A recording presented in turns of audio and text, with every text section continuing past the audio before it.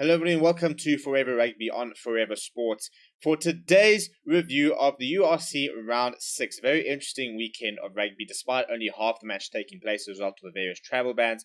Still very much up in the air in terms of what will happen in the coming weeks with regards to travel bans and whether we will be allowed to sort of restart,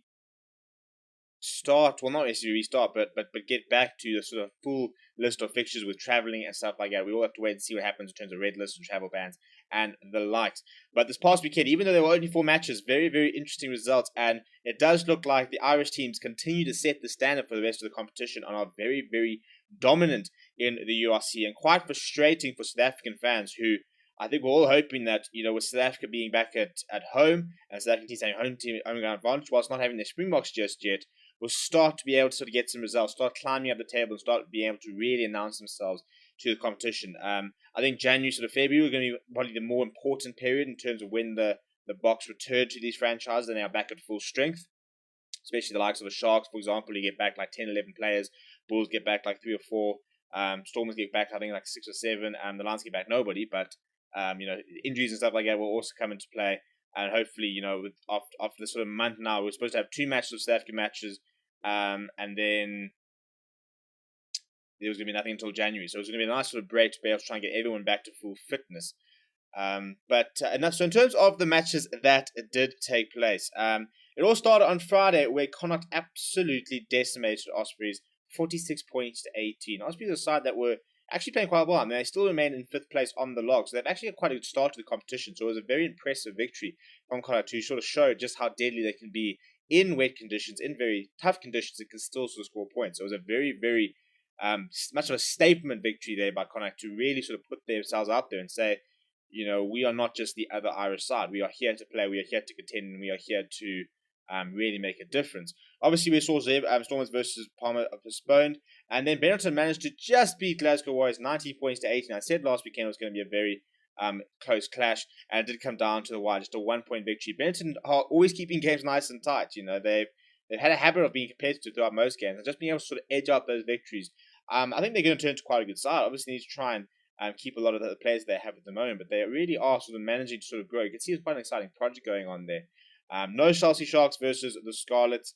And then Edinburgh beat Dragons 30 points to 14. Pretty comprehensive. They're pretty comfortable throughout the game, I thought. And, they kept themselves in 3rd place. Edinburgh quality side. I think once they get all their Scottish internationals back and they're back to full strength, I think there will be a very, very tough side within the competition. No Bulls versus Munster. But the result of the weekend had to be Ulster's 20 points to 10 beating of Leinster away from home at the RDS Arena. So Leinster losing to Ulster at home.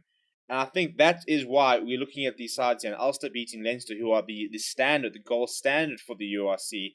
Ulster beating them at home, which is first of all a warning to Leinster, but more a warning to the rest of the tournament, when you think that Leinster has been beating teams very comfortably, and now Ulster have just managed to beat them. And on the other end there, you've got Connacht who just sort of blew Ospreys away. And I think Munster's been one of the most impressive sides to date. So if you look at the table, it really does demonstrate the dominance that the Irish sides are currently showing in the competition, because they currently have all 4 teams within the top 6, with Connacht just 1 point behind 5th and 3 points behind Munster in 4th. So 3 out of the top 4 are Irish sides currently. Edinburgh sitting there on 23 points. Obviously, a couple of teams have played a game less because of the games that were cancelled this weekend. But it's looking very Irish at the top there. The 2 Scottish sides have gone off quite well. The Welsh sides are struggling, but Ospreys have gone off quite nicely. But obviously, Cardiff and Scarlets are a game behind, and then Dragons have just won the 1 game. So they have not had a good start to the tournament. And frustratingly, for South African point of view, it didn't help that they're 2 games behind all of a sudden, but sitting very much at the bottom of the table. So those 2 games, hopefully they'll be able to get a game this weekend. They're going to play against each other. We've got the Stormers versus the Lions and the Sharks versus the Bulls. But need to start sort of climbing this table, because at the moment it's become it's been underwhelming in terms of the South African addition to the URC. And it's nobody's fault, really. There's been various issues. They had to go travel. It was always going to be quite tough for the South African sides, but early stage parts of the competition. Now, this sort of weekend was going to be hopefully a bit better being at home. But really, January, February, March, moving forward will be when they'll be back to full strength and hopefully can really start to contend. So obviously the hotly contested Shields is the Irish one, which has got Leinster and Ulster currently tied on 24 points. So very close there. Munster not far behind them on 5 points behind them with a game in hand. So if they were to have beaten the Bulls, they would be right there and there. And Connacht are starting to get results, and I think that result, they can kick on. They're playing Leinster this weekend, so it's another opportunity to try and sort of demonstrate just how strong they are. The Welsh Shield is not that. I mean, look, I think Ospreys have clearly been the better side. Cardiff have a game in hand though, so if they win that, they would go above Ospreys. And then you got the Scarlets and Dragons. Dragons struggling at the moment with 9 points. The Scottish Italian Shield, Edinburgh pretty comfortable. Glasgow Warriors and Benetton are sitting on 16 points apiece, and Zebra right at the bottom of the overall table, right at the bottom of the Scottish/Italian Shield. And the South African Shield is also pretty close because first of all they've only played 4 games, and every side's won 1 game. Stormers are pretty much ahead only because of a win, and then Lions because of a couple of a bonus point victory there as well for them. So it's all still pretty close at the moment. Very much, as I said, Leinster, Ulster quite far ahead of the table as well as Edinburgh.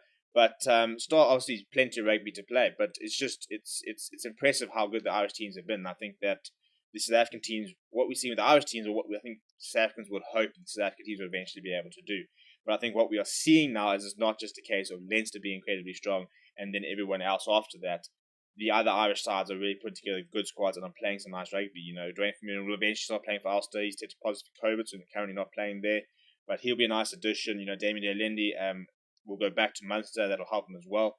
So there's quality across these Irish sides, and I think that the Irish sides and South African sides will hopefully be growing to become the dominant sort of shields. But it's good to see Scottish sides playing well as well. So let me know what you thought about this round of URC action down in the comments below. In terms of the action still to come for this weekend, we have got a reschedule fixtures, so this is how it will look like. On Friday night, 7 o'clock, Sharks will be taking on the Bulls at Kings Park. No Bulls versus Scarlets, that's been postponed for later in the season. Edinburgh will then be hosting Benetton at 9:30. Leinster versus Connacht at the same time. On Saturday, no Sharks versus Zebra. Instead we will see the Sharks taking on Bulls there, and then Ospreys are taking on Ulster at the same time as Stormers taking on the Lions. No Lions versus Munster, no Stormers versus Cardiff. The final game of the weekend will be Glasgow Warriors hosting 11th place Dragons. So give me a score prediction for this weekend. Which game are you really looking forward to? And what do you think of the competition so far? Also, please do smash a like on the video and subscribe to the channel as well. My name is Stephen. Thank you very much for watching. I'll chat to you soon.